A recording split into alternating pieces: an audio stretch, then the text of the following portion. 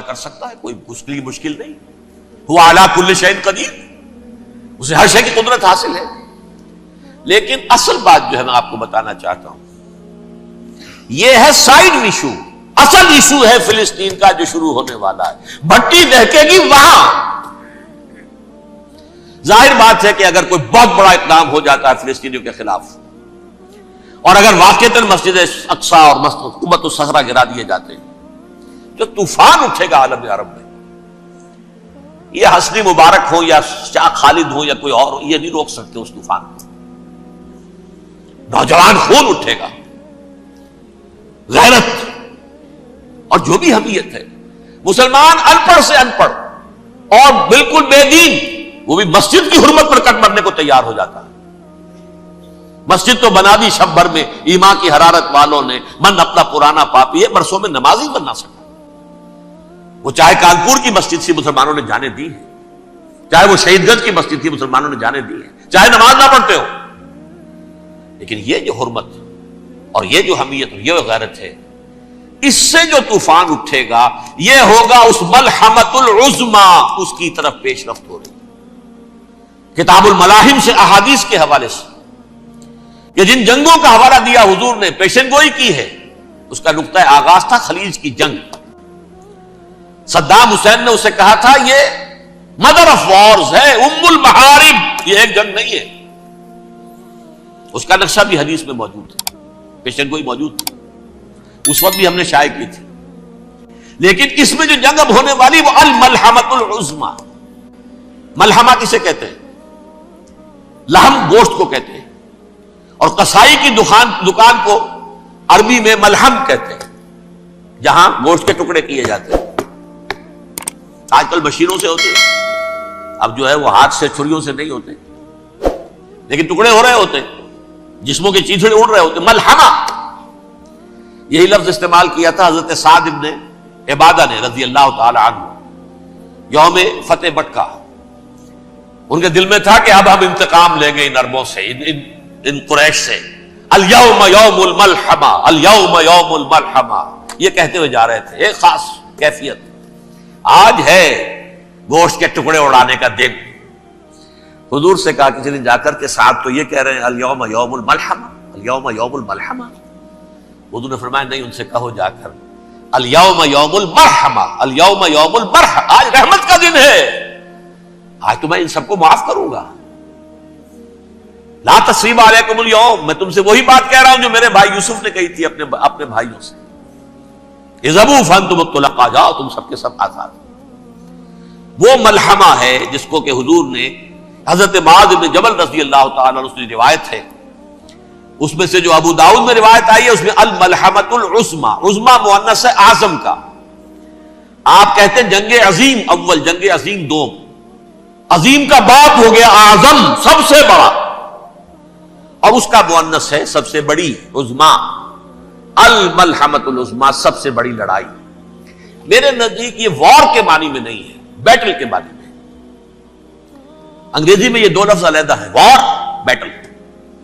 وار سالوں کو محیط ہوتی ہے، بیٹل کسی ایک خاص جگہ پر جو لڑائی ہوتی ہے اس کو کہتے ہیں. حضور کے اور قریش کے درمیان 6 سالہ وار تھی، جنگ تھی.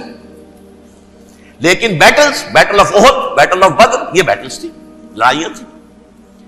تو عظیم ترین جنگ شاید اس اعتبار سے نہ ہو جیسے کہ ورلڈ وار 1 اور ورلڈ وار 2، یعنی اس کی وسعت کا اتنا معاملہ نہیں اور طوالت کا نہیں. لیکن جو لڑائی جو ہے بیٹل ہونی ہے، جس کو کہ یہ لوگ، یا چونکہ میں نے کہا تھا شروع میں کہ سرما ہے میری آنکھ کا خاک حجاز و ہول قدس، نیو ٹیسٹمنٹ کی آخری کتاب ہے the book of revelation, revelation of saint John.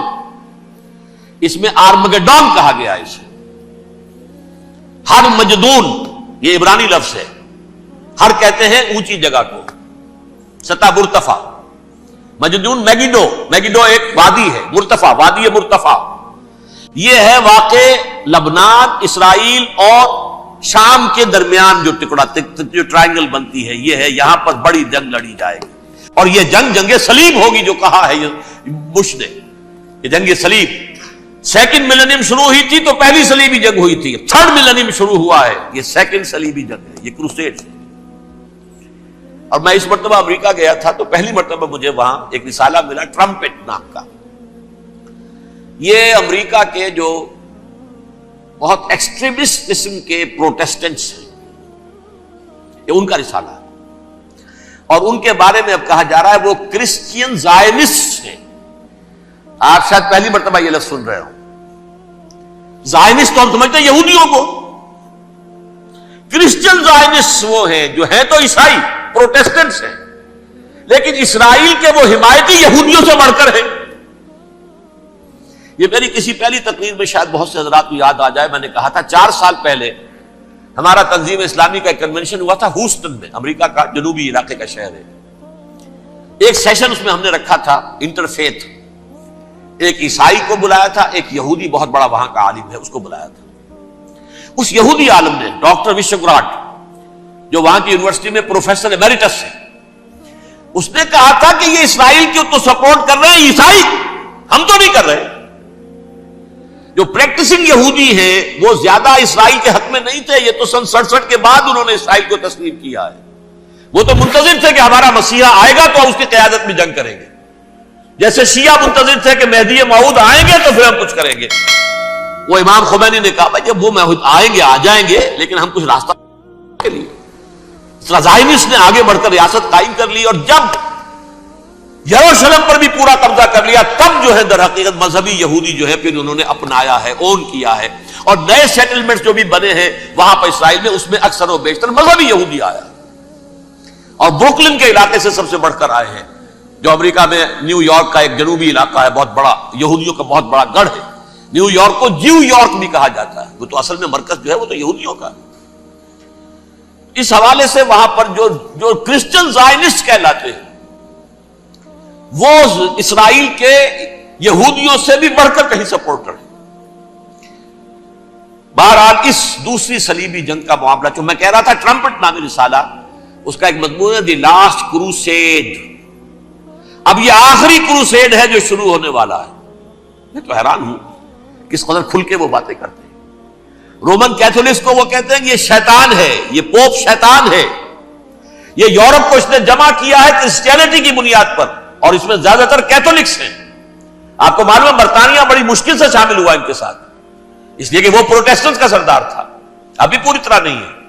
Europe جو ہے وہ رومن امپائر دوبارہ یہ کھڑی کر رہا ہے, اور در حقیقت یہ جو ہے یہودیوں سے بھی چھیننا چاہتے ہیں اسرائیل کو اور فلسطین کو, اور مسلمانوں سے بھی, اور یہ وہی کروسیڈ جو تھے اربن ثانی کے اس کی تیاری کر رہے ہیں تاکہ وہاں پر عیسائی حکومت قائم ہو جائے, کیتھولکس کی, پوپ کی حکومت قائم ہو جائے, جیسے ایسٹ تیمور میں تبدیلی. ایسٹ تیمور میں کون سی حکومت بنی ہے؟ Roman Catholic. رومن کیتھولک اسرائیل میں بنے تاکہ یہ سارے مقامات مقدسہ جہاں اسرائیل پیدا ہوئے, بیت حضرت مسیح پیدا ہوا, بیت الحم کہاں ہے؟ وہی ہے کہ نہیں؟ جہاں سے ریزریکشن ہوا ان کے خیال میں وہ کہاں ہے؟ وہیں پر ہے کہ نہیں؟ بڑے بڑے گرجے ان کے وہی ہیں. تو اس اعتبار سے ان کا کہنا یہ ہے یہ لاسٹ کروسیڈ کی تیاری ہو رہی ہے, یہ کیفور.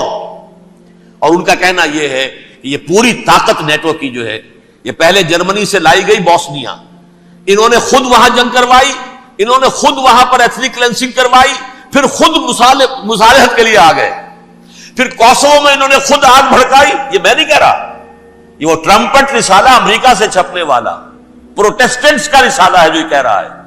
پھر انہوں نے کوسوو کے اندر کروایا, اور پھر وہ وہاں پر پیس فورس کی حیثیت سے آ گئے. اب وہ میسیڈونیا میں کروا رہے ہیں اور وہاں داخل ہو گئے ہیں. اگلا قدم ان کا سائپرس ہوگا, سائپرس میں ترکوں کو اور وہ گریکس کو لڑائیں گے اور وہاں آ جائیں گے, وہاں سے ایک چھلانگ لگائیں گے اور یہ فلسطین میں پہنچیں گے, اور یہ وہاں پر ایک رومن امپائر, اپنی پرانی رومن امپائر کی طرح کی رومن کیتھولک ریاست قائم کرنا چاہتے ہیں. تو وہاں امریکہ کے عیسائیوں میں بھی کوئی ایک طبقہ نہیں ہے, کیتھولکس بھی ہے, کیتھولکس زیادہ نہیں ہے ہمدرد, لیکن اب تابع ہو چکے ہیں.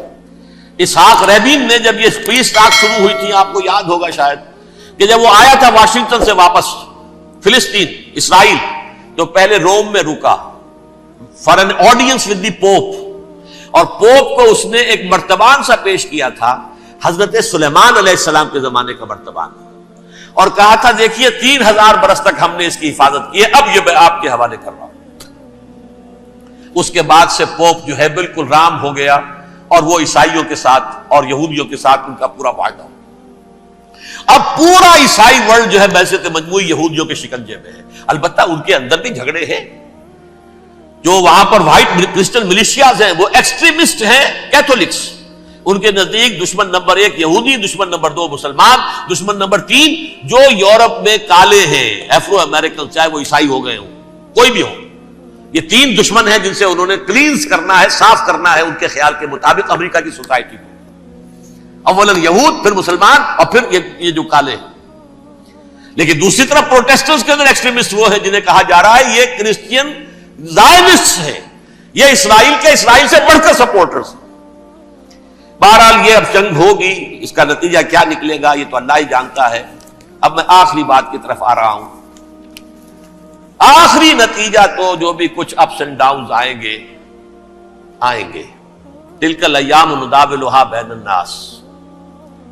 آخری نتیجہ ڈراپ سین وہ یہ ہوگا کہ اللہ کے دین کا بول بالا ہوگا اور پوری دنیا پر محمد کے لائے ہوئے دین صلی اللہ علیہ وسلم کی حکومت قائم ہوگی.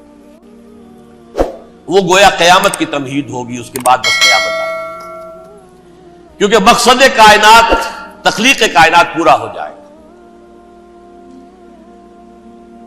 پوری مخلوقات کے اندر مقصد تخلیق، کلائمیکس آف کریشن محمد الرسول اللہ صلی اللہ علیہ وسلم. دین کی تکمیل محمد الرسول اللہ صلی اللہ علیہ وسلم. اور اس خلافت عرضی کے لیے جو حضرت آدم کو خلافت دی گئی تھی، جب اس میں وہ خلافت پوری دنیا پر قائم ہو جائے گی اس کا مقصد پورا ہو جائے گا. And that will be the beginning of the end. اس کے بعد قیامت ہے. آخری نتیجہ تو یہ نکلنا ہے. اس سے پہلے سزائیں ہمیں بھی مل رہی ہیں. اور یہاں میں کانٹے کی بات جو چھوڑ گیا تھا اس کو بیان کر دوں. اللہ نے اس مغضوب علیہم قوم کو، اس ملعون قوم کو کیوں اب تک چھوٹ دیے رکھی؟ میں بتا چکا ہوں یہ بڑے عذاب کے مستحق ہو چکے تھے حضرت عیسیٰ علیہ السلام کے زمانے میں.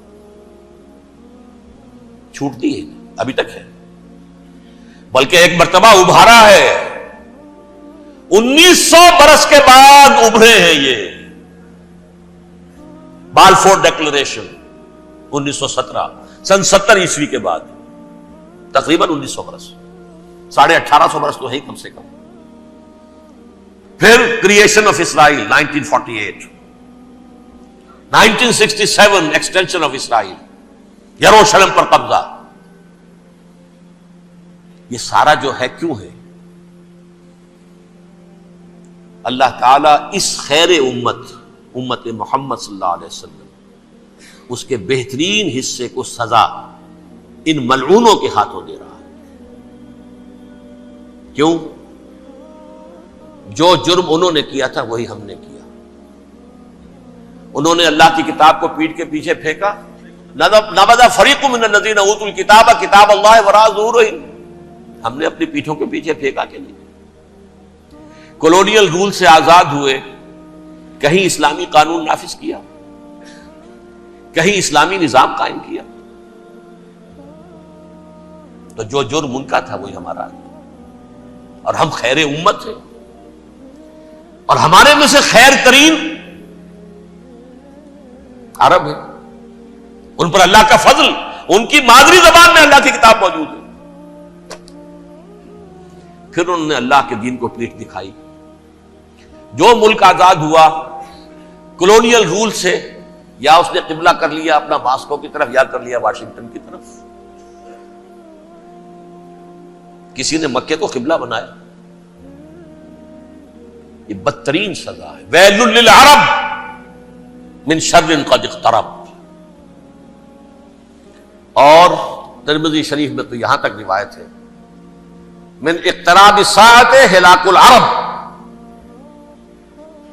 قیامت کے قرب کی ایک نشانی یہ بھی ہوگی کہ عرب ہلاک ہو جائے. ایک حدیث میں الفاظ آتے ہیں کہ حضور نے جب کہا یہ ہوگا یہ ہوگا یہ ہوگا، یہ بربادی آئے گی، تو کسی زوجہ محترمہ نام میں بھول رہا ہوں، انہوں نے پوچھا کہ عرب اس دن کہاں ہوں گے؟ فرمایا العرب یومئذ قلیل، بہت کم. آخری خاتمہ ہونا ہے یہود کا حضرت مسیح علیہ السلام کے ہاتھوں. وہ عذاب جو 2000 برس تک ان سے چلا رہا وہ آئے گا اور ان کے رسول ہی کے ہاتھوں آئے گا. لیکن اس سے پہلے مسلمانوں پر یہ عذاب آ رہا ہے، ہولوکاسٹ کے درجے کا عذاب آ رہا ہے. البتہ ہم پاکستانی اس میں یوں سمجھ لیجئے کہ وہ تو خبریں موجود ہیں احادیث میں، وہاں تو جو ہونا ہے. اتنے انسان مریں گے کہ ایک پرندہ جو ہے اڑتا چلا جائے گا، وہ نہیں چاہے گا کہ نیچے اترے تو کسی لاش پر اترے، اسے جگہ نہیں ملے گی زمین خالی کر کہیں اتر سکے، تھک ہار کر گرے گا، مرے گا تو بھی لاش کے اوپر گرے گا. یہ الفاظ ہے حضور صلی اللہ علیہ وسلم. الملحمۃ العظمی الملحمۃ الکبریٰ، یہ لاسٹ کروسیڈ. ٹرمپٹ اخبار نے، میں اس کا فوٹو اسٹیٹ بھی کبھی آپ کو دکھا دوں، ویسے میرے ساتھ ہے وہ رسالہ ٹرمپٹ. دی لاسٹ کروسیڈ، اس کی تیاری ہو رہی ہے. وہ الملحمۃ العظمی اور ملحمۃ الکبریٰ جو ہے وہ آنے والی ہے. ابن ماجہ میں کبریٰ کہا ہے، اکبر کا مؤنث کبریٰ. ملحمہ کبریٰ سب سے بڑی جنگ اور ملحمہ عظمی سب سے عظیم جنگ.